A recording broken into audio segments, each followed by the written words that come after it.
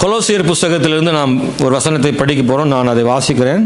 ஒரு 5 வசனத்தை, நீளமான வசனம், அதை மைக்கில் படிக்க விரும்புகிறேன். கொலோசியர் புஸ்தகம், எல்லாரும் வேதத்தை வைத்திருக்கிறவர்கள் எல்லாரும் நீங்கள் அந்த வசனத்தை எடுத்துக்கொண்டால் நல்லது. 1ஆம் அதிகாரம், கொலோசியர் புஸ்தகம் 1ஆம் அதிகாரம் 15 முதல் நான் வாசிக்கிறேன். அவர் அதரிசனமான தேவனுடைய தற்சுரூபமும் சர்வ சிருஷ்டிக்கும் முந்தின பேருமானவர். ஏனென்றால் அவருக்குள் சகலமும் சிருஷ்டிக்கப்பட்டது, பரலோகத்தில் உள்ளவைகளும் பூலோகத்தில் உள்ளவைகளுமாகிய காணப்படுகிறவைகளும் காணப்படாதவைகளுமான சகல வஸ்துக்களும், சிங்காசனங்களானாலும் கர்த்தத்துவங்களானாலும் துரைத்தனங்களானாலும் அதிகாரங்களானாலும் சகலமும் அவரை கொண்டும் அவருக்கென்றும் சிருஷ்டிக்கப்பட்டது. அவர் எல்லாவற்றுக்கும் முந்தினவர், எல்லாம் அவருக்குள் நிலை நிற்கிறது. அவரே சபையாகிய சரீரத்துக்கு தலையானவர், எல்லாவற்றிலும் முதல்வராயிருக்கும்படி அவரே ஆதியும் மரித்தோரிலிருந்து எழுந்த முதற் பேருமானவர். சகல பரிபூர்ணமும் அவருக்குள்ளே வாசமாயிருக்கவும் அவர் சிலுவையில் சிந்தின இரத்தத்தினாலே சமாதானத்தை உண்டாக்கி பூலோகத்தில் உள்ளவைகள் பரலோகத்தில் உள்ளவைகள் யாவையும் அவர் மூலமாய் நமக்கு ஒப்புரவாக்கி கொள்ளவும் அவருக்கு பிரியமாயிற்று. இந்த 5 வசனங்களை நாம் வாசிக்க நாம் கேட்டோம். இன்னைக்கு செய்தி என்ன அப்படின்னா, இயேசு கிறிஸ்து யார்? இந்த கிறிஸ்மஸ் காலங்களில் இயேசுவை பற்றி நாம் இன்னும் அறிய வேண்டியது இருக்கிறது. இயேசுவை பற்றி அதிகமாக அறிந்து கொள்ள கர்த்தர் கிருபை செய்வாராக. இயேசு கிறிஸ்து ஒரு அவதாரமா? ஏனென்றால் இயேசு ஒரு அவதாரமானார் அப்படின்னு சொல்லப்படுகிறது. நாமும் கூட அவதரித்தார் அப்படின்னு பாடுகிறோம். அப்படின்னா இயேசு கிறிஸ்து ஒரு அவதார புருஷனா அப்படின்ற கேள்வி ஏற்படுகிறது. இயேசு கிறிஸ்து தேவனா மனிதனா ஒரு அவதாரமா அப்படின்ற இடத்துல நாம் எவ்வளவுதான் இயேசு கிறிஸ்துவை பற்றி அறிந்திருந்தாலும் இன்னும் கூடுதலாக அறிந்து கொள்ள தேவன் கிருபை செய்வாராக. இந்த உலகம் ஆண்டவரை பார்க்கும் பார்வை என்னவாய் இருக்கிறது? நமக்கு வேதம் அவர் எப்படிப்பட்டவராக வேதம் நமக்கு கற்றுக் கொடுக்கிறது இயேசுவை பற்றி என்பதை நாம் அறிந்து கொள்ள தேவன் கிருபை செய்வாராக. இந்த உலகம் இயேசுவை ஒரு நல்ல மனிதனாக ஏற்றுக்கொள்ள ஆயத்தமாக இருக்கிறது. இந்த உலகத்தில் பலரும் கூட இயேசுவை பற்றி தெரியும். எத்தனையோ அரசியல்வாதிகளாக இருந்தாலும், ஒரு சமுதாயத்தில் உயர்ந்த இடத்துல இருக்கிறவர்களாக இருந்தாலும், மற்ற மார்க்கத்தில் உள்ளவர்களும் கூட சிலர் இயேசுவை பற்றிய ஒரு கருத்து சொல்லுகிறதை நாம் கேள்விப்பட்டிருப்போம். இல்லை, அவங்கெல்லாம் சொல்லுகிற வார்த்தை இயேசுவை ஒரு ஞானி என்கிறார்கள், அவரை புரட்சியாளர் என்றாங்க, அவர் ஒரு தீர்க்கதரிசின்னு சொல்கிறாங்க, அவர் ஒரு மகான் அப்படின்றாங்க, அவர் ஒரு புனிதர் அப்படின்றாங்க, இன்னும் ஒரு நல்ல மனிதர்ன்றாங்க. இப்படி இயேசுவை இந்த மாதிரியான ஒரு வார்த்தைகளாலே அவரை ஏற்றுக்கொள்ள இந்த உலகம் ஆயத்தமாக இருக்குது. ஆனால் அவரை இரட்சகராக, அவரை தேவனாக, ஆண்டவராக ஏற்றுக்கொள்வதற்கு இந்த உலகம் தயங்குகிறது. ஆனால் வேதம் ஆண்டவரை பற்றி என்ன சொல்கிறது என்பதை நாம் காண விரும்புகிறோம். அன்பானவர்களே, ஆமென், ஸ்தோத்திரம். இந்த உலகம் அவரை அவதாரம் என்றும் சிலர் சொல்கிறாங்க. ஆண்டவர் உண்மையாகவே அவதாரம் தானா அப்படின்னா இல்லை, இந்த அவர் அவதாரம் தான் என்றாலும் இந்த உலகம் பார்க்கும் அவதாரம் அல்ல.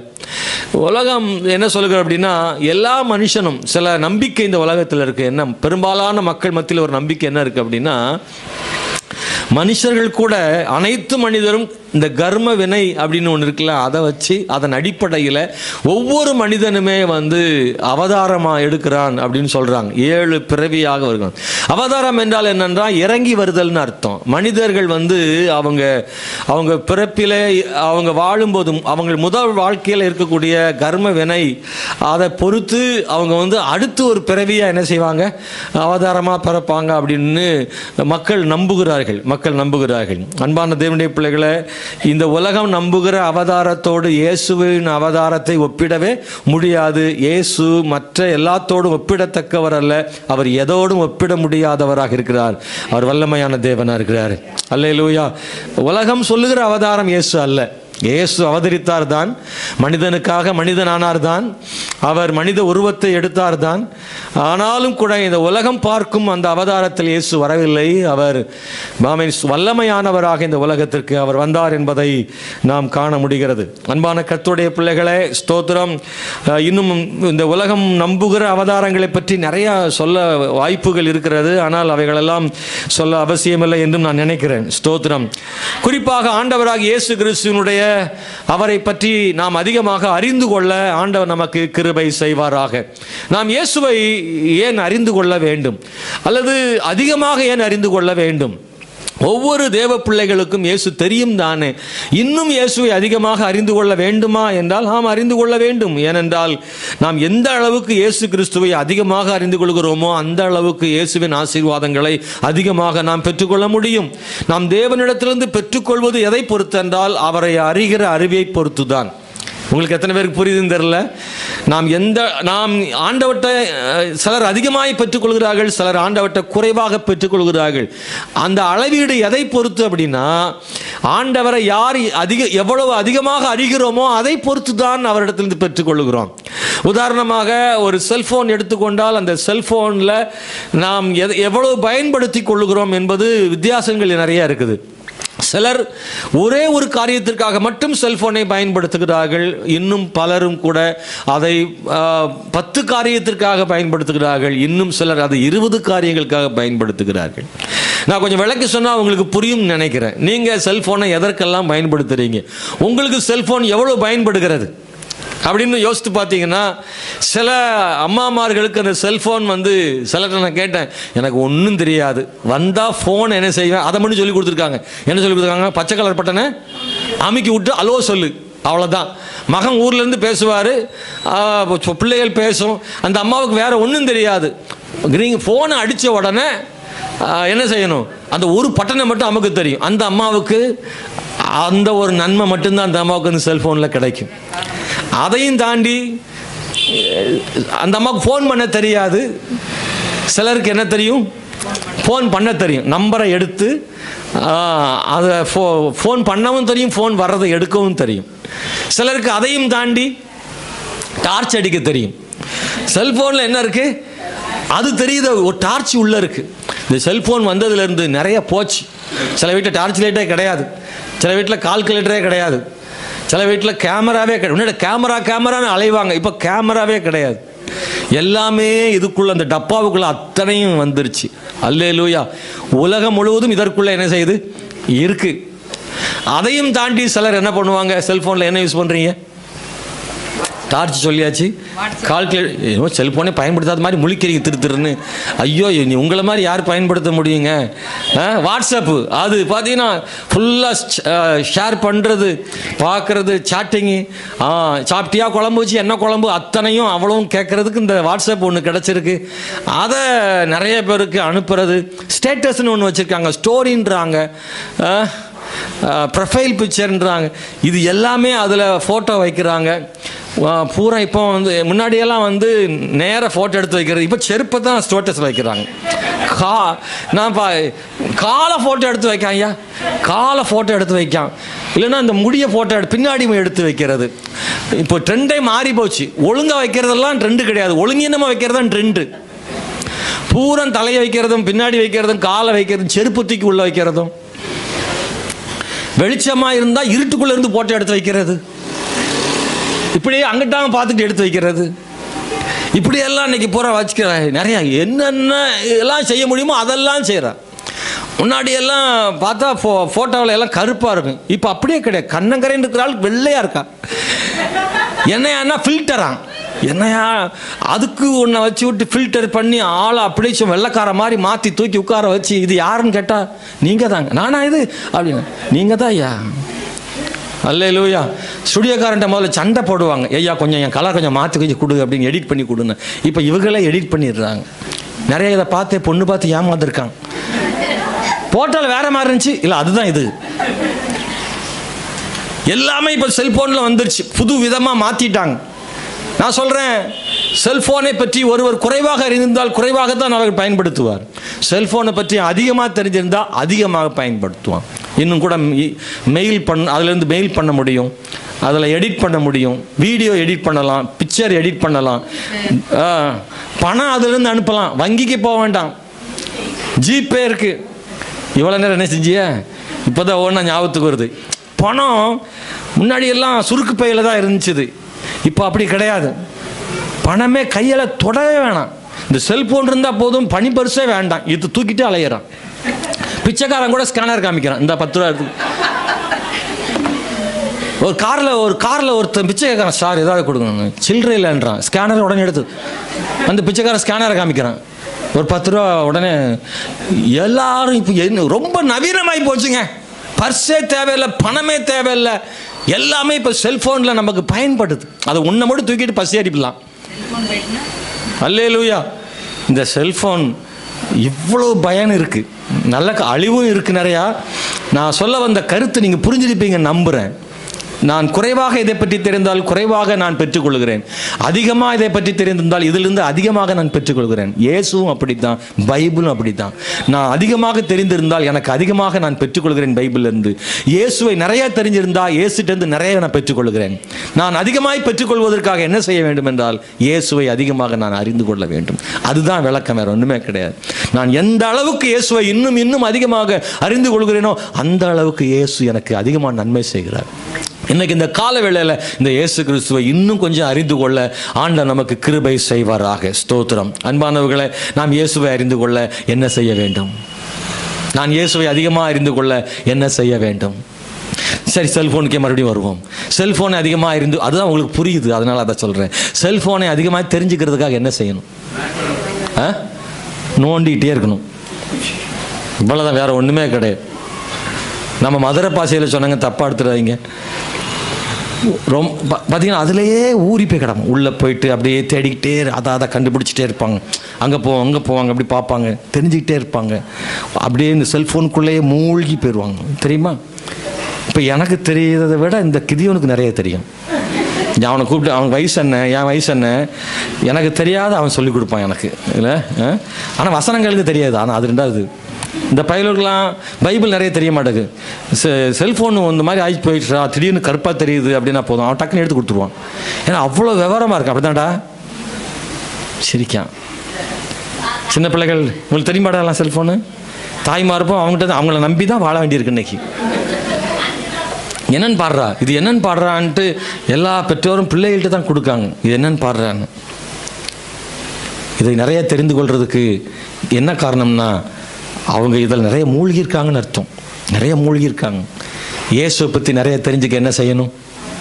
அவர் பக்கத்தில் ரொம்ப நெருக்கமாக வரணும், அவரோட அதிக நேரம் செலவு. இதுதான், வேறு ஒன்றுமே கிடையாது. கம்ப்யூட்டராக இருந்தாலும் செல்ஃபோனாக இருந்தாலும் எதாக இருந்தாலும் நிறைய தெரிஞ்சுக்கிறதுக்காக அதிக நேரம் செலவு செய்தல் ஒன்றே ஒன்று. அதுபோல தான் இயேசு கிறிஸ்துவினிடத்தில் அதிகமாக பெற்றுக்கொள்ள அவரை அதிகமாக அறிந்து கொள்ளணும். அதிகமாக அவர் அறிந்து கொள்ள என்ன செய்யணும்னா அவரோடு அதிக நேரம் செலவு செய்யணும். அப்போது அவரை அதிகமாக நாம் அறிந்து கொள்ள முடியும். இந்த கிறிஸ்மஸ் காலத்தில் இயேசு கிறிஸ்துவை பற்றி நாம் இன்னும் கொஞ்சம் ஆராய்ந்து பார்ப்பது நமக்கு ரொம்ப அவசியமாக இருக்கிறது. இயேசு கிறிஸ்துவை பற்றி அறிந்து கொள்வதில் நான் சொல்லக்கூடிய முதல் விஷயம் என்னவென்றால், இயேசு நித்தியமானவர் அப்படின்றத உங்களோடு சொல்ல விரும்புகிறேன். இந்த உலகத்தில் நிறைய பேர் என்கிட்ட கூட கேட்டிருக்காங்க, நீங்கள் இயேசு சொல்கிறீங்க, அவர் இப்போ தானே 2000 வருஷம் தானே ஆகுது, அதுக்கு முன்னாடி எல்லாம் திருவள்ளுவர் வந்துட்டாரே, அதுக்கு முன்னாடி அவங்க இருந்தாங்களே, இவங்க இருந்தாங்களே, இந்த மாதிரி ஆட்களாம் இருந்தாங்களே, இயேசு கிறிஸ்து அதுக்கு முன்னாடி அவர் எங்கே போனார் அப்படின்னு சிலர் கேள்வி கேட்பாங்க. இல்லை, நீங்கள் அப்படி கேட்டால் அதுக்கு பதில் சொல்ல உங்களுக்கு முடியுமா? எத்தனை பேர் பதில் சொல்லிடுவீங்க? நான் சொல்லிடுவேன். அது கேட்டால் என்னங்க, ஒரு கை தானே வருது, இயேசு 2000 வருஷம் தானே ஆகுது, அதுக்கு முன்னாடி அவர் எங்கே போனார்னு கேட்டால் எத்தனை பேர் பதில் சொல்லிடுவீங்க? 1 2 3. இப்போ நிறைய பேருக்கு தெரியல. நீங்கள் தெரிஞ்சுக்கணுங்க. உங்கள் பக்கத்தில் இருக்கிறவங்க, உங்கள் சொந்தக்காரங்க, அல்லது நீங்கள் பழகுகிறதான ஆண்டவரை அறியாத ஜனங்கள் இப்படி கேட்பாங்க. ஏன்னா அவங்களுக்கு தெரியாது. அவங்களுக்கு தெரியாதனால அவங்க தெரிஞ்சது தான் உயர்ந்ததுன்னு அவங்க என்ன செய்வாங்க, நினைப்பாங்க. அவங்களுக்கு என்ன தெரியும் அப்படின்னா, இயேசு கிறிஸ்து 2024 வருஷம் ஆகுது, கிமுவில் அவர் இல்லை, கிபியில் தானே அவர் இருக்காரு, அவர் 2000 வருஷம் ஆகுது, இவர் எப்படி கடவுள்னு சொல்கிறது அவர் எப்படி தேவன் தேவனா இருந்தா எப்பவும் இருக்கிறவர் தானே தேவனா இருக்க முடியும். வந்தே 2000 வருஷம் தான் ஆகுது, அவரை எப்படி தேவன் என்று சொல்ல முடியும் என்று சிலர் நம்மகிட்ட கேள்வி கேட்கும் போது அது அவங்களுக்கு அது நியாயமா தெரியுது. ஆனா உண்மை என்னவென்று அவர்களுக்கு தெரியாது. தேவனுடைய பிள்ளைகள் விசுவாசிகள் தெரியாமல் அவர்களுக்கு எப்படி சொல்லிக் கொடுக்க முடியும்? நீங்களும் நானும் அதை சரியாக அறிந்து வைத்திருக்க வேண்டும். இயேசு கிறிஸ்து பிறந்து 2000 வருஷம் ஆனாலும் கூட இந்த இயேசு கிறிஸ்து புதிதானவர் அல்ல, அவர் நித்தியமானவராக இருக்கிறார் என்பதை மறந்துடக்கூடாது. நித்தியமானவர் என்ன அர்த்தம்னா அதுக்கு தொடக்கமும் கிடையாது, முடிவும் கிடையாது. அதுதான் நித்தியமானவர். இயேசு கிறிஸ்து இந்த உலகத்தில் மனிதனாக பிறந்திருந்தாலும் கூட அவர் நித்தியமானவராக இருக்கிறார், முடிவற்றவராக இருக்கிறார் அப்படின்றத நம்ம புரிந்து கொள்ள வேண்டும். அன்பானவர் தேவனுடைய பிள்ளைகளை, பைபிளை நாம் படிக்கும்போது தேவனாகிய கர்த்தர் மனிதனோடு பல வழிகளில் அவர் தொடர்பு கொண்டார். கடைசியாக தன்னுடைய குமாரன் மூலமாக மனிதனை ஆண்டவர் தொடர்பு கொண்டார். முதல்ல தம்முடைய தீர்க்கதரிசிகளை அனுப்பினார். தன் ஜனம் அவரை அறியாததினால, பாவம் செய்ததினால தீர்க்கதரிசிகளை அனுப்பி அவர்களை சரி செய்தார். நியாயாதிபதிகளை அனுப்பி சரி செய்தார். ராஜாக்களை அனுப்பினார். இப்படி எத்தனையோ தேவ மனிதர்களை அனுப்பி மக்களை சரி செய்ய நினைத்தார். ஆனால் ஜனங்களோ அவர்களை எல்லாம் கொன்று போட்டார்கள், தீர்க்கதரிசிகளை கொலை செய்தார்கள். இறுதியாக தேவன் தம்முடைய குமாரனையே அனுப்பினார், அவருடைய குமாரனையும் கொலை செய்தார்கள். இதைத்தான் இயேசு கிறிஸ்து ஒரு முறை ஓமையா சொல்லும்போது இப்படி சொல்றார். ஒரு எஜமான் தன் திராட்சை தோட்டத்தை குத்தகைக்கு விட்டு தூரதேசம் போனார். அவர் மறுபடியும் தன்னுடைய திராட்சை தோட்டத்தின் பலன்களை வாங்குவதற்காக தன்னுடைய வேலைக்காரர்களை அனுப்பினார். அந்த குத்தகைக்கு எடுத்தவர்களோ அந்த வேலைக்காரர்களை கொன்று போட்டார்கள். மறுபடியும் சில வேலைக்காரர்களை அனுப்பினார், அப்போதும் அவர்களை கொன்று போட்டார்கள். எஜமான் நினைத்தார், என் சொந்த குமாரனை அனுப்பினால் பயப்படுவார்கள் என்று அந்த எஜமான் தன் குமாரனையே அனுப்பினான். அவர்களோ இவன்தான் உரிமையாளன், இவனை பிடித்து கொன்று விடுவோம், இந்த சொத்துக்கள் நம்முடையதாகும் என்று என் குமாரனையும் கொன்று போட்டார்கள். இந்த எஜமான் என்ன செய்வார் என்று இயேசு கிறிஸ்து அந்த ஊமையிலே கேட்கிறார். அவர்களை பிடித்து நித்திய நரகத்திலே தள்ளுவார் என்று சொல்லப்பட்டிருக்கிறது. இயேசு கிறிஸ்து சொன்ன அந்த ஊமையின்படிதான் நடந்தது.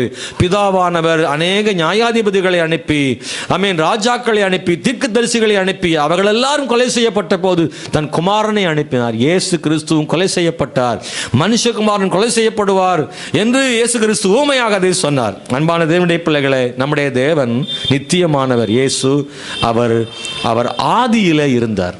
அல்லேலூயா. பைபிள் எங்க இருக்கு சொல்லுங்க?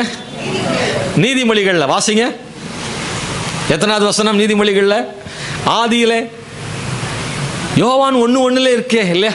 இல்ல, ஸ்தோத்திரம். ஆதியிலே வார்த்தை இருந்தது. இதெல்லாம் தெரிஞ்சு வச்சுக்கிட்டு ஏன் தெரியாதுன்னு கை தூக்காம இருந்தீங்க? உங்களுக்கு எல்லாமே தெரியும், ஆனா ஞாபகத்துக்கு என்ன செய்யல? வரல. இங்க தெரியாமலாம் யாரும் உட்கார்ந்து இருக்கல. எத்தனை பிரசங்கத்தை கேட்டிருக்கோம், இயேசு கிறிஸ்துவை பற்றி ஏராளம் கேட்டிருக்கோம், ஆனா உடனே ஞாபகத்துக்கு வரல. யோவான் சுவிசேஷத்தில் 1ஆம் அதிகாரத்தில் இயேசுவை பற்றி நிறைய சொல்லியிருக்கு. ஆதியிலே வார்த்தை இருந்தது, அந்த வார்த்தை தேவனிடத்தில் இருந்தது, அந்த வார்த்தை தேவனாய் இருந்தது, அந்த வார்த்தை மாம்சமாகின்னு 10ஆம் வசனத்தில் நான் படிக்கும்போது சொல்லப்பட்டிருக்கிறது. அப்படியானால் இயேசு கிறிஸ்து ஆதியிலே இருந்தார். ஆதி என்பதற்கு அதுக்கு தொடக்கம் சொல்ல முடியாது, எங்கிருந்து தொடங்கும் சொல்ல முடியாது. நித்தியமானவர் என்ற அர்த்தம்னு பைபிளில் படிக்கிறோம். வெளிப்படுத்தின விசேஷம் 19ஆம் அதிகாரம் 13ஆம் வசனத்தில் இதை படிக்க முடியும். அன்பானவர்களே, இயேசு கிறிஸ்து அநேகர் நினைக்கிறபடி ஸ்தோத்திரம் புதிய ஏற்பாட்டு காலத்தில் அல்ல, அல்லது 2000 ஆண்டுகளாக மட்டுமல்ல. இயேசு கிறிஸ்து என்ற தேவன் அவர் ஆதியிலும் இருந்தார், இந்த உலகம் உண்டாகும் போதும் அவர் இருந்தார்னு பைபிள் சொல்லியிருக்கு. இயேசு எப்போ இருந்தார்? இந்த உலகம் உருவாக்கும் போது அவர் இருந்தார்னு பைபிளில் சொல்லப்பட்டிருக்கு. இது என்ன அப்படின்னா, தேவன் தம்முடைய வார்த்தையினால் உலகத்தை என்ன செய்தாரா? உண்டாக்கினார். எப்படி இந்த உலகம் உண்டாக்கப்பட்டது? தேவன் சொன்னார், இது உண்டாக கடவுதுன்னார், உண்டாயிற்று. வார்த்தை தான், சொல்ல சொல்ல ஒவ்வொன்றா உண்டாயிற்று. வார்த்தையால் உலகத்தை உருவாக்கினார்னு பைபிளில் சொல்லியிருக்கு. ஸ்தோத்திரம். அன்பானவர்களே, இந்த வார்த்தை தான் என்னது அப்படின்னா இயேசு. அல்லேலூயா. பழைய ஏற்பாட்டில் எந்த இடத்துல இயேசுன்ற வார்த்தை வரல, ஆனால் இயேசு பழைய ஏற்பாட்டில் இருந்தார். பழைய ஏற்பாட்டில் இருந்தார். அன்பான தேவனுடைய பிள்ளைகளே, ஸ்தோத்திரம். தேவன் தம்முடைய வார்த்தையால் உலகத்தை சிருஷ்டித்தார் அல்லவா? அந்த வார்த்தை இயேசு கிறிஸ்து. உண்டானதெல்லாம் அவராலே உண்டாயிற்று, அவராலே அல்லாமல் என்ன செய்யலை, ஒன்றும் உண்டாகவில்லை என்று நான் வாசிக்கிறோம். எல்லாம் அவரால் உண்டாயிற்றுன்னு பைபிளில் சொல்லப்பட்டிருக்கிறது அன்பானவர்களே. அது மாத்திரமல்ல, ஸ்தோத்திரம், வேதத்தில் வாசிக்கிற போது இந்த திருத்துவம், நாம் பிதா குமாரன் பரிசுத்த ஆவி என்கிற திருத்துவத்தை நாம் சரியாக விளங்கி கொள்ள வேண்டும் அன்பானவர்களே. தேவன் குமாரன் பரிசுத்த ஆவி ஆகிய தேவன் அவர் ஒருவராக இருக்கிறார். ஆனால் 3 நிலைகளில் என்ன செய்யறனா கிரியை செய்கிறார். அல்லேலூயா. ஒரே தேவன் தான், ஆனால் 3 நிலைகளில் கிரியை செய்கிறார். நான் அடிக்கடி சொல்வேன், ஒரு முட்டை மாதிரி, முட்டைக்குள்ள என்ன இருக்கு, மஞ்சக்கரு இருக்கு, வெள்ளைக்கரு இருக்கு, தோடு இருக்கு, 3 சேர்ந்தாதான் முட்டை. வெறும் மஞ்சக்கரு எடுத்து வச்சுட்டு முட்டை முட்டைன்னு சொன்னோம்னா நம்மளே கூமுட்டன்றுவாங்க. அதனால அந்த முட்டைன்னா என்ன அர்த்தம்னா முழுமையாக என்ன செய்யணும், இருக்கணும், அதை முட்டைன்னு சொல்றோம். ஸ்தோத்திரம். அது மாதிரி தான் 3 இருக்கு அதுல, தேவன், இயேசு கிறிஸ்து, பரிசுத்த ஆவியானவர் அப்படின்ற 3 சேர்ந்தான் திருத்துவ தேவனாக இருக்கிறார். அல்லேலூயா. ஆகவே இந்த இதை நீங்க மனசுல வச்சுக்கணும். ஸ்தோத்திரம். இன்னொரு உதாரணம் அப்படின்னா, தண்ணீரை எடுத்துக்கொள்ளுங்க. தண்ணீர் நீங்க சூடாக்குனா என்ன ஆயிடும், ஆவி ஆயிடும். ஆவியானதை மறுபடியும் குளிர வச்சா தண்ணி ஆயிடும். அந்த தண்ணியை மறுபடியும் குளிர வச்சா ஐஸ் கட்டி ஆயிரும். ஒரு தண்ணி தான் 3 நிலைகளில் வருகிறது போல தேவனும் கூட காலாகாலங்களில் அவர் என்னவாக மனிதனுக்கு செயல்பட வேண்டுமோ அவ்வாறாக தேவன் செயல்படுகிறார். தேவன் ஒருவரே. மனிதனுக்கு ஏற்ற, மனிதனுடைய தேவைக்கேற்ற மாதிரி தேவன் தன்னை மனிதனுக்கு வெளிப்படுத்துகிறார்.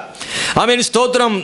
தேவன் ஒரே விதத்தில் மனிதனுக்கு தன்னை வெளிப்படுத்தாமல் அவன் தேவைக்காக தன்னை மாற்றிக் கொள்ளுகிறார், தன்னை பயன்படுத்திக் கொள்ளுகிறார். பழைய ஏற்பாட்டு காலங்களில் பிதாவாகி தேவனை அதிகமாக முக்கியப்படுத்துவதாக தோன்றுகிறது. சுவிசேஷங்களில் ஆண்டவராக இயேசு கிறிஸ்து அதிகமாக முக்கியப்படுத்தப்படுகிறார். அப்போஸ்தலர் நடவடிக்கைகளில் இருந்து பரிசுத்த ஆவியானவர் முக்கியமாக அடிக்கடி சொல்லப்படுகிறார். எனவே இந்த தேவனாகிய கர்த்தரை சரியாக புரிந்து கொள்ள வேண்டும் அன்பானவர்களே. பிதாவாகிய தேவன் என்றும் சொல்லுகிறோம், குமாரனாகிய கிறிஸ்து என்று சொல்லுகிறோம், பரிசுத்தாவின்னு சொல்றோம். அதே நேரத்தில் இயேசு கிறிஸ்துவாகிய தேவன் சொல்லப்பட்டிருக்கு, பரிசுத்தாவியாகிய தேவன் சொல்லப்பட்டிருக்கிறது. தேவன் அப்படின்றது பிதாவுக்கு மட்டுமான வார்த்தையால இயேசு கிறிஸ்துவையும் தேவன் என்று அழைக்கப்படுகிறது, பரிசுத்தாவியும் தேவன் என்று பைபிளில் சொல்லப்பட்டிருக்கிறது. எனவே இவைகளை நாம் சரியாக விளங்கிக் கொள்ள தேவன் நமக்கு கிருபை செய்வாராக. அன்பானவர்கள், எபேசியர் புஸ்தகம் 1ஆம் அதிகாரம் 1ஆம் வசனத்திலும் 4ஆம் வசனத்திலும் படிக்கும்போது, உலக தோற்றத்துக்கு முன்னே தேவன் நம்மை என்ன செய்தாரா, தெரிந்து கொண்டார். கிபியில வந்தவர் உலக தோற்றத்துக்கு முன்னே நம்மளை தெரிந்து கொண்டார். என்ன அர்த்தம்னா, அப்பவும் இயேசு என்ன செய்தாரு, இருந்தார். அல்லேலூயா. ஸ்தோத்திரம். அன்பானவர்களே, இயேசு என்ற நாமத்தால் பழைய ஏற்பாட்டில் அறியப்படாட்டாலும் பழைய ஏற்பாட்டிலும் இயேசு இருந்தார் என்று உங்களிடத்தில் கேட்பவர்களுக்கு ஆணித்தரமாக சொல்ல நீங்கள் ஆயத்தமாக இருக்க வேண்டும். உங்களிடத்தில் யாராவது கேள்வி கேட்டால் தைரியமாக சொல்ல தெரியணும், இயேசு கிறிஸ்து புதிய ஏற்பாட்டில் மட்டுமல்ல, கிபியில் மட்டுமல்ல, கிமுவிலும் இயேசு இருந்தார் என்பதை சொல்ல வேண்டும். மனிதனாக வந்துதான் கிபியில் வந்திருக்கிறார். 2000 ஆண்டுகள் ஆகிறது. அதற்கு முன்பு அவர் ஆவியானவராக தேவனாக இந்த உலகத்தில் இருந்தால் அவராலே உலகம் உண்டானது என்பதற்கு ஆதாரங்கள் பைபிளில் தெளிவாக இருக்குது என்பதை மறந்து விடாதிருங்கள். அன்பான கர்த்தருடைய பிள்ளைகளே, பழைய ஏற்பாட்டில் இயேசு கிறிஸ்து இருந்தார்னா இயேசுன்ற வார்த்தை இல்லை, ஆனால் இயேசு கிறிஸ்துன்ற இயேசு வேற வார்த்தைகளில் பைபிளில் பார்க்குறோம். மூல மொழியில் எபிரேய வேதாகமங்களில் படிக்கும்போது இயேசு கிறிஸ்து பழைய ஏற்பாட்டில் எங்கெல்லாம் இயேசு கிறிஸ்து செயல்பட்டாரோ அங்கெல்லாம் அவருக்கு பெயர்கள் சொல்லப்பட்டிருக்கிறது. குமாரன் என்கிற பெயர் அங்கே வருகிறது. யெகோவா என்ற வார்த்தையும் இயேசுவுக்கு பயன்படுத்தப்பட்டிருக்கு. யெகோவா தூதன் என்று பயன்படுத்திருக்கு. தூதன் ஆனவர் அப்படின்ற வார்த்தையும் இயேசுவுக்கு பயன்படுத்தப்பட்டிருக்கு. பைபிளில் யெகோவான்னு பழைய ஏற்பாட்டில் நிறைய இடத்துல படிக்கிறோம். ஆனால் பல இடங்களில் வரக்கூடிய யெகோவான்ற வார்த்தை பிதாவாகிய தேவனை மட்டுமில்லை, இயேசு கிறிஸ்துவையும் சில இடங்களில் குறிக்கிறது என்பதை நாம் மறந்துவிடக்கூடாது. அன்பான தேவனுடைய பிள்ளைகளே, இயேசு கிறிஸ்து தான் முன்பே இருந்தவர் என்பதை அவரே நிறைய நேரம் சொல்லியிருக்கார். இயேசு கிறிஸ்துவே சொல்லியிருக்கார்.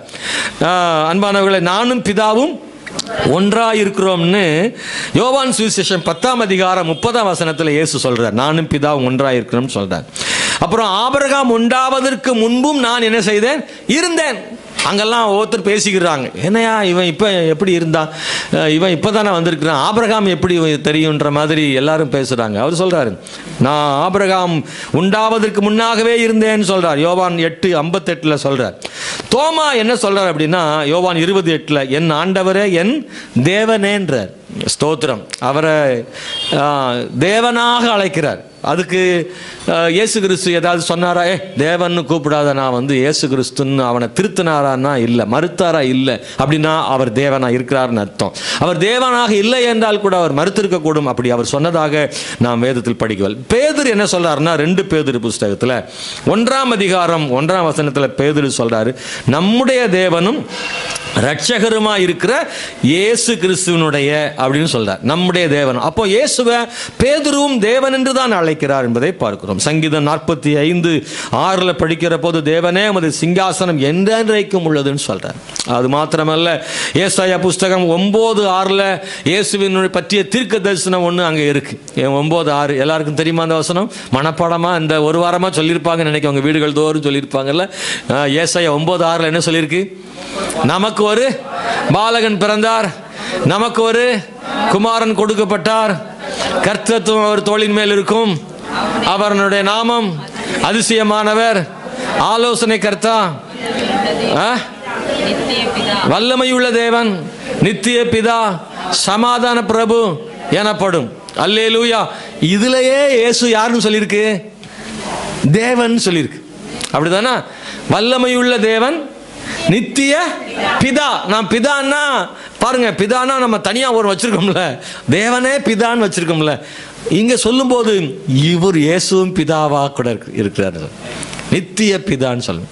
அன்பான தேவனுடைய பிள்ளைகளை, தேவனாகிய ஆண்டவர் நித்தியமானவர், இயேசு நித்தியமானவராக இருக்கிறார் என்று நாம் வாசிக்கிறோம். அன்பானவர்களே, ஸ்தோத்திரம். மறந்து விடாதிருங்கள்.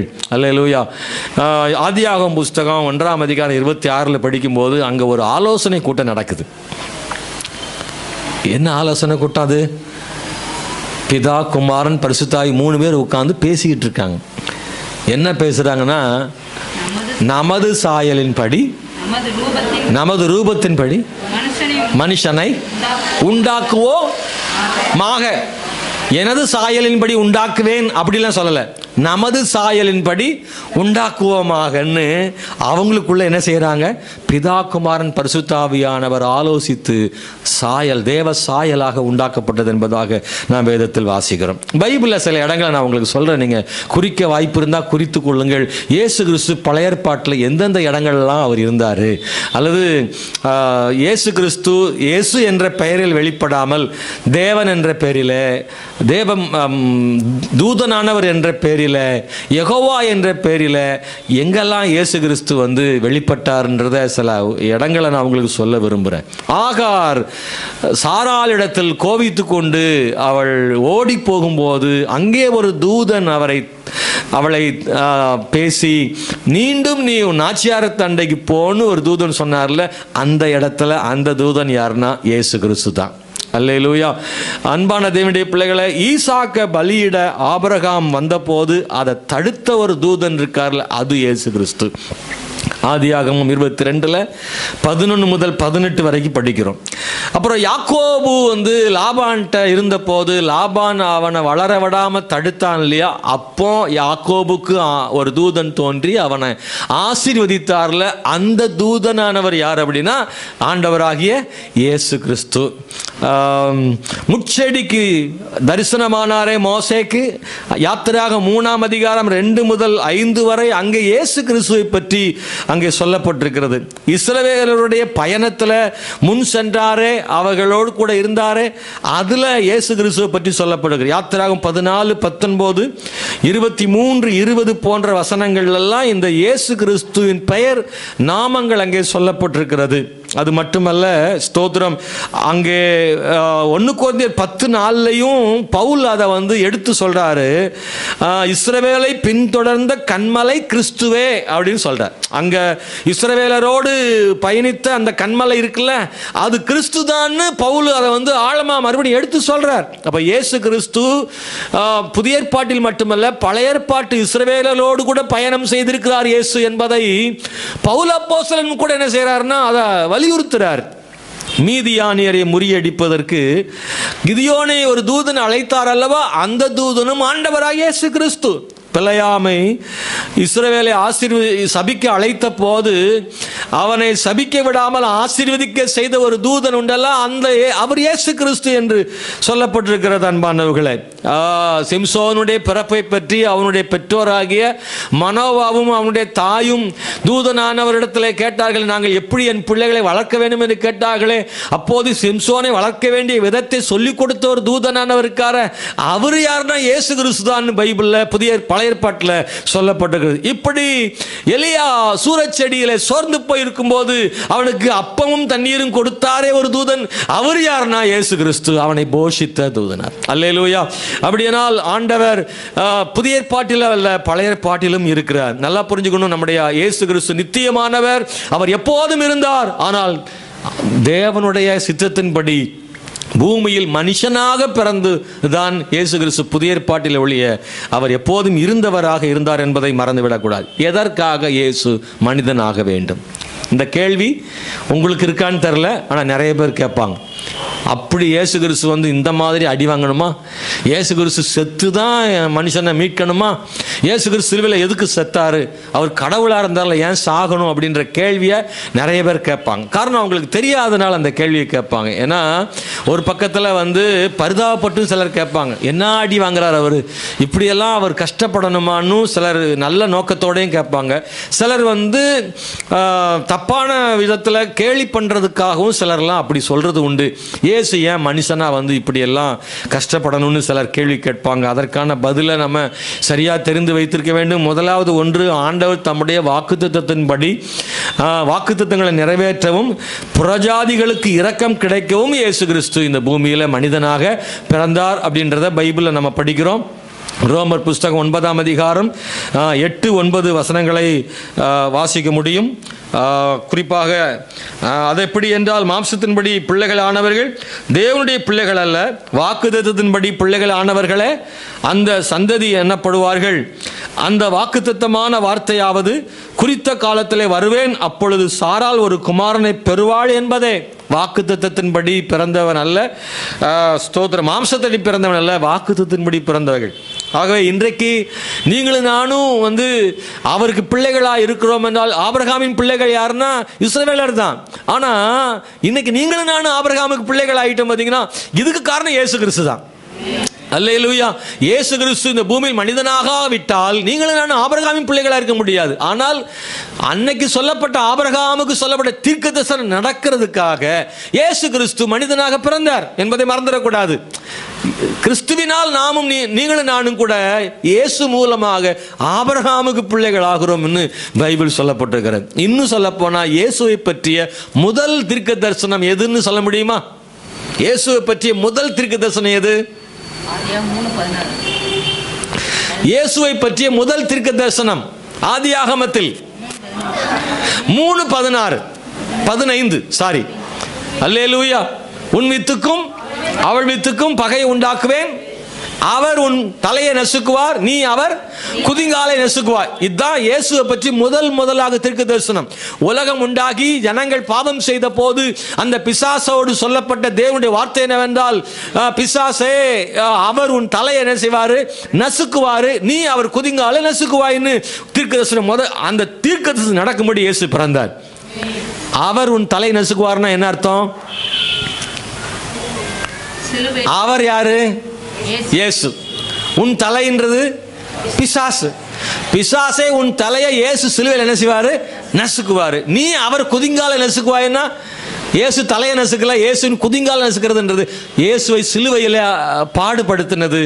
அவர் வந்து மரித்தது. அவர் மரித்தது. பிசாசு இயேசுவின் குதிங்காலை நசுக்கினான், இயேசுவோ சாத்தானின் தலையை நசுக்கினார். இதுதான் சிலுவை பாடு வர்ணம். அப்படின்னா இது தீர்க்கதரிசனமாக சொல்லப்பட்டது.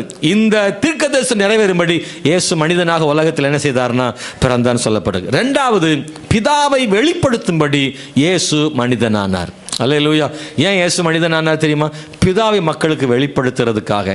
பழைய ஏற்பாட்டு காலங்களில் பிதாவானவர் எப்படி வெளிப்படுத்தப்பட்டார் அப்படின்னா, மக்கள் வந்து அன்னைக்கு பிதா அன்புள்ளவராக இருந்தார்னா, ஆமாம் அன்புள்ளவராக இருந்தார். இந்த ஜனங்கள் செய்த பாவத்தால் அவர் அதிகமாக கோபப்படுகிறவராகவே மக்கள் கண்டார்கள். அதிகமான பயப்படும்படியான தோற்றம்தான் பிதாவினிடத்தில் அதிகமாக இருந்தது. ஒரு இடத்துல மோசே தேவன் பேச வேண்டாம், நீர் எங்கள்கிட்ட பேசுன்ற அளவுக்கு இவங்க ரொம்ப பயந்துட்டாங்க. ஆசரிப்பு கூடாரத்துக்குள்ளெல்லாம் அவ்வளோ எளிதாக என்ன செய்ய முடியாது, போக முடியாது. இப்போ ஆசரிப்பு கூடாரமாக இருந்தால் நான் கூட இங்கே நிற்கன்னா ரொம்ப கஷ்டம்தான். அல்லேலூயா. ஆமாம், உடன்படிக்கை பெட்டியை சாஞ்சதுக்கு காப்பாற்றப்பட 2 பேர் காலி. எத்தனை பழைய ஏற்பாட்டு காலத்தில் வாழ விரும்புறீங்களா? நீங்கள் நானும் கிருபை பெற்றவங்க. அல்லேலூயா. இது பழைய ஏற்பாட்டு காலமாக தான் நம்ம நிறைய பேர் இங்கே இருக்கோம்னா வெறும் சேர் தான் இருக்கும். புதிய ஏற்பாட்டு காலமாக நம்மளாம் உட்காந்துருக்கோங்க. அல்லேலூயா. பழைய ஏற்பாட்டு காலம்ன்றது ரொம்ப கஷ்டமானது. பாவம் செஞ்சாங்கன்னா நாளைக்கு பார்த்துக்கலாம்லாம் கிடையாது. உடனே ஜேசிபி கூட்டுவாலாம் கிடையாது. ஜேசிபே வேண்டாம், புல்டோசரே வேண்டாம். அவரே பூமியை 2ஆக பிளந்து உள்ள அவளை கல்லெல்லாம் புரைக்கப்பட்ட மாதிரி போட்டு மூடிவிட்டு ஜிப்பை பூட்டின மாதிரி பூட்டார். ஒரு பெரும் கூட்டம் பூமிக்குள்ளே போயிடுச்சுது எதிர்த்து பேசுனதுக்கு. ஆமாம், பழைய ஏற்பாட்டு காலங்களில் பிதாவின் ஒரு பக்கத்தை மட்டும்தான் மக்கள் பார்த்தாங்க. பழைய ஏற்பாட்டில் பிதா மக்களை நேசித்தாரா? ஆம். அவர் சொல்கிறார், தாய் தகப்பன் சுமப்பது போல நான் உங்களை சுமந்தன்றார். ஆகாரம் கொடுத்தார், தண்ணீர் கொடுத்தார், எல்லாமே செய்தார். ஆனால் ஜனங்கள் பாவம் செய்த போது அவர்கள் தண்டிக்கப்பட்டார்கள். பிதாவின் உண்மையான அன்பை இந்த பூமிக்கு வெளிப்படுத்துவதற்கு இயேசு மனிதனாக பிறந்தார். பிதாவின் அன்பு இயேசு மூலமாக மக்களுக்கு வெளிப்பட்டது. பழைய ஏற்பாட்டு காலங்கள் அந்த திரைச்சல் 2ஆக கிழிந்தது. மகா பரிசுத்த தலத்திற்கு போக முடியாதிருந்த திரைச்சலை 2ஆக கிழிக்கப்பட்டது. எல்லாரும் கிருபாசன தண்டையிலே தைரியமாய் சேரும்படியான வாய்ப்பு கிடைத்தது. இது எல்லாம் கிடைக்க வேண்டும் என்றால் தம்முடைய குமாரனை பிதா இந்த உலகத்திற்கு அனுப்பினார். ஜனங்கள் பிதாவை சரியாய் புரிந்து கொள்ளவில்லை. ஆண்டவர் சொன்னார், நான் உங்களை அதிகமாக நேசிக்கிறேன், அன்புள்ளவராக இருக்கிறேன், என் அன்பை வெளிப்படுத்த என் குமாரனை அனுப்புகிறேன். பிதா தம் குமாரனை அனுப்பினார். ஏன்னா இயேசு கிறிஸ்து எல்லா வல்லமையும் உடையவராக இருந்தாலும் கூட பிதாவை சார்ந்தே என்ன செய்தார் இருந்தார். நான் பிதாவின் சித்தம் செய்கிறவனாக இருக்கிறேன் என்றார். ஆண்டவர் வல்லமையானவராக இருந்தார். இன்னொன்று சொல்ல விரும்புகிறேன் அன்பானவர்களே, ஒரு உண்மை உள்ள பிரதான ஆசாரியன் ஆகும்படி இயேசு இந்த உலகத்தில் மனிதனானார். 3வது விஷயம், உண்மையான பிரதான ஆசாரியனாக பைபிளில் சொல்லப்பட்டிருக்கு. எபிரேயர் புஸ்தகம் 4:15-16 போன்ற வசனங்களில் அங்கே சொல்லப்பட்டிருக்கு. நான் கொஞ்சம் வேகமாக சொல்கிறேன். 4வது பாவத்தை பரிகரிக்கிற கிறிஸ்து மனிதனானார். நாம் வாசிக்கிறோம், மார்க் 10:45 சொல்லியிருக்கு, பாவத்தை நீக்கும்படி சிலுவையில் மரிக்க இயேசு வந்தார். 5வது கிறிஸ்து பிசாசின் கிரியைகளை அழிக்கும்படி வந்தார்னு 1 யோவான் புஸ்தகம் 3:8 நாம் வாசிக்கிறோம். கிறிஸ்து பிசாசின் கிரியைகளை அழிக்கும்படி வந்தார்னு சொல்லப்பட்டிருக்கு. 6வது இயேசு ஏன் மனுஷனானார் தெரியுமா? நமக்கு ஒரு பரிசுத்த வாழ்க்கையின் முன்மாதிரியை காண்பிக்கும்படி வந்தார். இயேசு கிறிஸ்து மனிதனாக பிறக்கவில்லை என்றால் மனிதன் பலவிதமான கேள்விகளை கேட்பான். அவருக்கு எப்படி தெரியும்? என் கஷ்டம் அவருக்கு தெரியுமா? நான் எவ்வளோ சோதனை மத்தியில் வாழ்கிறேன், எனக்கு எவ்வளோ போராட்டம் இருக்கு, பாவம் செய்யக்கூடிய வாய்ப்புகள் இந்த உலகத்தில் நிறையா இருக்கு. கடவுள் அவர் பரலோகத்தில் உட்கார்ந்துக்கிட்டு பேசுனா நம்ம கஷ்டம் அவருக்கு தெரியுமா? இல்லை, நானும் கீழே வந்து பார்க்குறேன்னு சொல்லி மனிதன் ஆனார். இல்லை, அவர் மனுஷனாகி நாம் படும் கஷ்டங்களை எல்லாம் பட்டு அவர் சோதிக்கப்பட்டும் பாவமில்லாதவர் ஆனபடியினால், அப்படிதான் பைபிளில் இருக்கு. சோதிக்கப்படாமலே பாவம் இல்லாமல் இருக்கிறது பெரிய விஷயம் இல்லை, சோதிக்கப்பட்டும் பாவம் இல்லாமல் இருப்பதுதான் பெரிய விஷயம். பாவம் செய்யக்கூடிய வாய்ப்பே கிடைக்காத ஒரு ஆள் பாவம் செய்யல, அது பெருசு கிடையாது. பாவம் செய்கிற வாய்ப்பு கிடைச்சும் ஒருத்தர் பாவம் செய்யாமல் இருக்கார்ல, அதுதான் பெரிய விஷயம். அல்லேலூயா. நான் லஞ்சமே வாங்கலைன்னா உனக்கு எவன் கொடுக்கான்? லஞ்சமே கிடைக்காத இடத்துல உட்காந்து லஞ்சமே வாங்கலைன்னு சொல்லிக்கிட்டு இருந்தா அது என்ன பெரிய விஷயமே கிடையாது. லஞ்சம் கொடுக்குற ஒரு துறையில் ஒருத்தர் இருந்துக்கிட்டு நான் லஞ்சமே வாங்கலைன்னு சொன்னா அவரை தான் என்ன செய்யணும்? பாராட்டணும். அவரை தான் பாராட்டணும். கர்த்தர் நல்லவர். 7வது அன்பானவர்களே, 2வது வருகைக்கு நம்மளை ஆயத்தப்படுத்துறதுக்காக ஆண்டவர் நமக்காக மனிதனானார். Price the Lord. ஆண்டவருடைய பிறப்பில் இருக்கிற 2 விஷயங்களை நான் படிக்கணும். ஒன்று மனிதத்தன்மை, இன்னொன்று தெய்வத்தன்மை. அவர் 2மே இருந்துச்சு. அல்லேலூயா. அவர் மனிதனா தேவனா அப்படின்னா அவர் தேவனுமா இருந்தார், மனிதனுமா இருந்தது. அவர்கிட்ட 100% மனித பண்புகள் இருந்துச்சு, 100% தேவனுடைய பண்புகளும் அவர்கிட்ட இருந்துச்சு. அல்லேலூயா. அதனால தான் சொல்கிறேன், உலகம் சொல்கிற அவதாரம் அவர் அல்ல, அவர் மனிதனாக அவதரித்தார், ஆனாலும் தேவனாகவும் இருந்தார். மனிதனாக இருக்க வேண்டிய இடத்தில் முழு மனிதனாகவே இருந்தார். தேவனாக இருக்க வேண்டிய சில தெய்வீக பண்புகளும் அவரிடத்தில் இருக்கவே இருந்தது என்பதை வேதத்தில் நாம் பார்க்க விரும்புகிறோம். ஆனாலும் பிலிப்பியரில் வாசிக்கிறோம், அவர் தம்மை தாமே வெறுமையாக்கி அடிமையும் ரூபம் எடுத்தார். அவர் பிதாவுக்கு சமமாயிருப்பதை கொள்ளையாடின பொருளாக எண்ணாமல் தம்மை தாமே வெறுமையாக்கி அடிமையின் ரூபம் எடுத்து மனுஷ சாயலானார்னு பிலிப்பியர் 2ஆம் அதிகாரம் 8வது வசனத்தில் நாம் அதை படிக்கும்போது ஆச்சரியமாக இருக்கும்.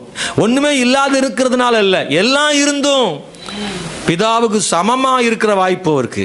ஆனால் அதை கூட வேண்டான்னு விட்டுட்டு பூமிக்கு மனிதனாக வந்தார்னு பைபிளில் சொல்லப்பட்டிருக்கிற அன்பானவர்களே, ஸ்தோத்திரம். நல்லா கவனிச்சிங்கன்னா, நான் வேகமாக சில விஷயங்களை மட்டும் உங்களுக்கு சொல்ல விரும்புகிற அன்பானவர்களே. கிறிஸ்து மனிதத்தன்மை உடையவராக இருந்தார். அவர் பிறப்பு மனிதத்தன்மையானது. ஒரு ஸ்திரீனிடத்தில் அவர் பிறந்தார். அவர் மற்ற சின்ன பிள்ளை மாதிரி தான் அவரும் வளர்ந்தார். அல்லேலூயா. எல்லாரும் போல தான் வளர்ந்தார். இவர் ஒன்றும் பெரிய தன்னை பெரிதாளாக காமிச்சிக்கிடவே இல்லை. நான் யார் தெரியுமா, நான் கடவுள் குமாரன்னு அவர் ஒன்றும் சொல்லி பெருமைப்பட்டுக்கிடவே இல்லை. அவர் சின்ன வயசாக இருக்கும்போது சொல்லப்படுகிறது, தம்முடைய அப்பா அம்மாவுக்கு அவர் கீழ்ப்படிந்திருந்தார்னு சொல்லப்பட்டிருக்குது. இளமையிலேயே யோசேப்பு மரித்து போனதாகவும் தாய்க்கு உதவியாக இருந்ததாகவும் அவரே தன் தகப்பனுடைய தொழிலை செய்து தன் தாயை காப்பாற்றினதாகவும் வரலாற்று ஆசிரியர்கள் சொல்கிறார். அப்படி எல்லாரை போல மனிதனாக வளர்ந்தார்னு சொல்லப்பட்டிருக்கிறது. அவருக்கு மனித பெயர்களும் கொடுக்கப்பட்டது. தாவீதின் குமாரன், யோசேப்பின் குமாரன், மனித குமாரன் சொன்னான். குறிப்பா அவர் யோசேப்பின் குமாரன் சொன்னதெல்லாம் யார் அப்படின்னா, அவரை விரோதித்தவங்க தான் பெரும்பாலும் சொன்னாங்க. இவரை அவமதிப்பதற்காகவே சொன்னாங்க, நீ யோசேப்பின் குமாரன் அல்லவான்னு. அவரை மனுஷனா சொல்றதுக்காக அப்படிதான் நிறைய பேர் சொல்லிட்டே இருந்தாங்க. ஆனாலும் அங்கே சிலர் சொன்னாங்க, நீர் தேவகுமாரன் சொன்னவங்களும் நிறைய பேரை பைபிளில் படிக்கிறோம். அவருக்கு நம்மை போலத்தான் களைப்பு இருந்துச்சு. அவர் களைத்து போனவராக இருந்தார். யோவான் 4:6 பசி இருந்தது. மத்தேயு 4:2 பசி எடுத்தது. அப்பத்தை கல்ல அப்பமாக்கும்படி சொன்னானே அப்போது. தாகம் இருந்தது, சிலுவையில் தாகமாக இருக்கிறேன்னு சொன்னார். தூக்கம் இருந்தது, படகில் அவர் தூங்கினார். சோதனை இருந்தது. எபிரேயர் 2:18 சோதிக்கப்பட்டும் என்று சொல்லப்பட்டிருக்கிறது. கண்ணீர் இருந்தது. லாசரு மரித்த போது கண்ணீர் விட்டார். நம்முடைய சரீரத்தில் என்னென்ன உணர்வுகள் எல்லாம் இருக்குமோ எல்லா உணர்வுகளும் இயேசுவினிடத்தில் இருந்தது. அவர் சாதாரண மனிதனாகத்தான் அவர் இருந்தார். அன்பான தேவனுடைய பிள்ளைகளே, ஸ்தோத்திரம். தன்னை மனிதன் என்று அவரே கூட அழைத்து கொண்டார். மனுஷகுமாரன் என்று அவரே சொல்லியிருக்கார். யோவான் 4:9 சொல்லப்பட்டிருக்கிறது. அவர் உயிர் மரிக்கும் போதும் மனிதனாக மரித்தார், உயிர்த்தெழுந்த போதும் மனிதனாக உயிர்த்தெழுந்தார். மரித்த பிறகு ஆவியாய் போயிடல. ஏன்னா அப்படின்னா இவனுக்கு கதை கட்டிட்டு இருவாங்க. திரும்ப மனிதனாகவே வந்து காமிச்சாரு. தோமா என்ன தொட்டுப்பாரு, காயங்களை பாருனார். மனுஷனாகத்தான் உதிர்த்தார். பரமேறி போகும்போது மனிதனாக தான் பரமேறி போனார். திரும்பி வரும்போது மனிதனாக வருவார். Praise the lord. அல்லேலூயா. ஆமென். ஸ்தோத்திரம். மனித சரீரத்தில் வருவார் என்பதை பார்க்கும். ஆனால் அவர் தேவனாக இருக்கிறார் என்பதை மறந்துவிடக்கூடாது. அவருடைய தெய்வீக தன்மை இருந்ததா? ஆமாம், 100% இருந்தது. அவருடைய பிறப்பு தெய்வீகமானது. பரிசுத்த ஆவியால் அவர் உற்பத்தி ஆனார். அதனால பிறப்பு அவர் தெய்வத்தன்மை உடையது. அதுபோல 12 வயதிலேயே நான் தேவனுடைய குமாரன் என்பதை உணர்ந்தார்.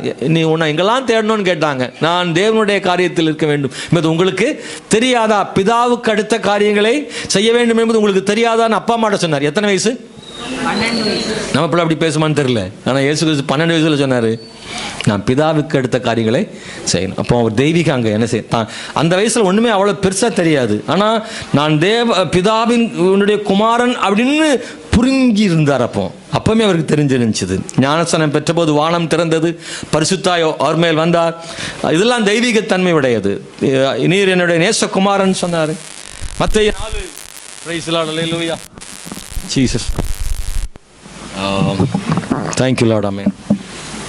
அல்லேலூயா.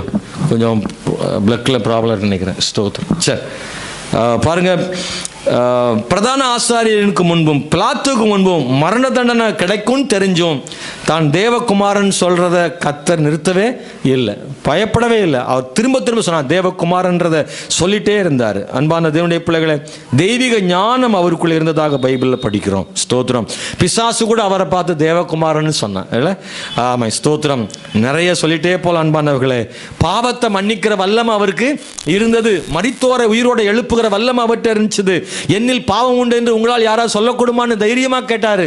இதெல்லாம் அவர்கிட்ட தெய்வீகத்தன்மை அவர்கிட்ட இருந்ததாக வேதத்தில் வாசிக்க முடியுது. ஒருத்தர் கூட பாவம் இருந்ததாக சொல்லப்படவே இல்லை.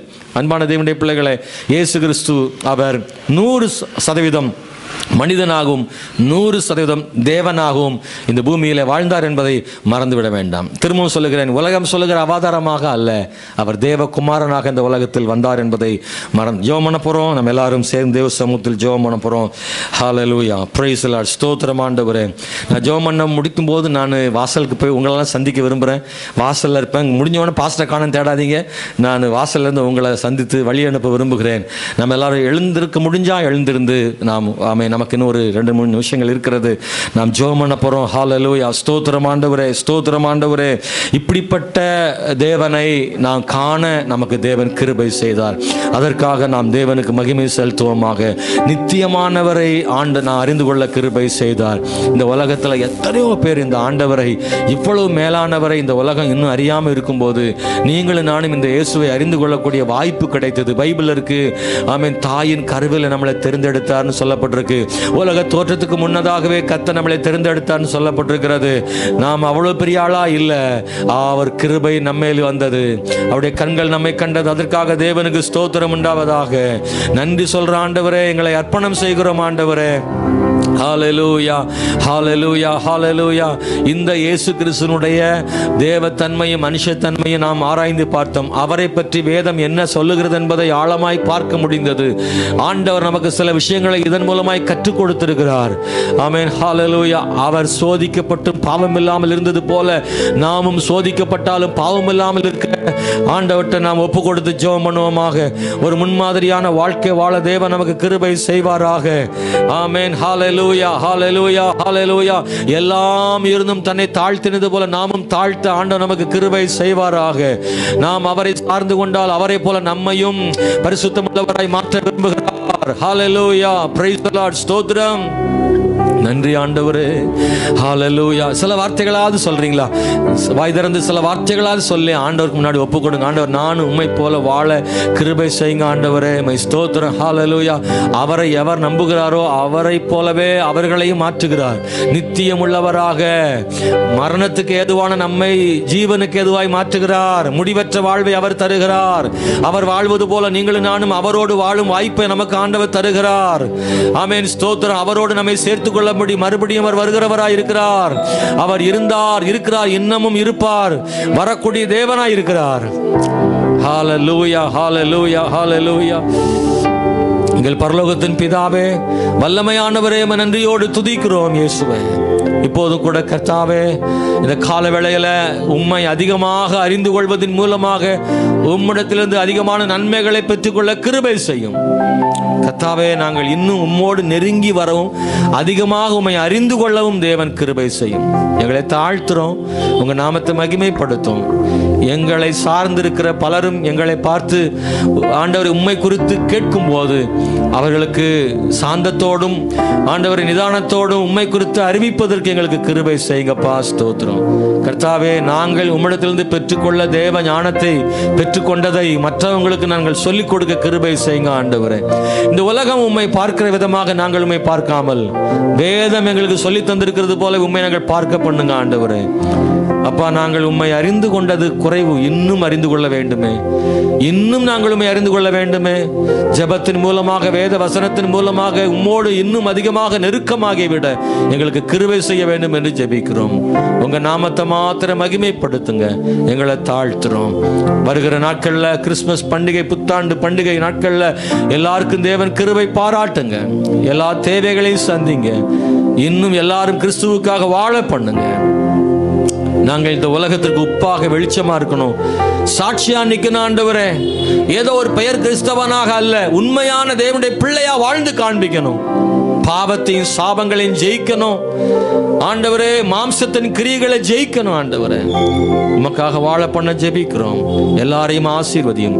இயேசுவின் நாமத்தில் ஜெபிக்கிறோம் நல்ல பிதாவே, ஆமென்.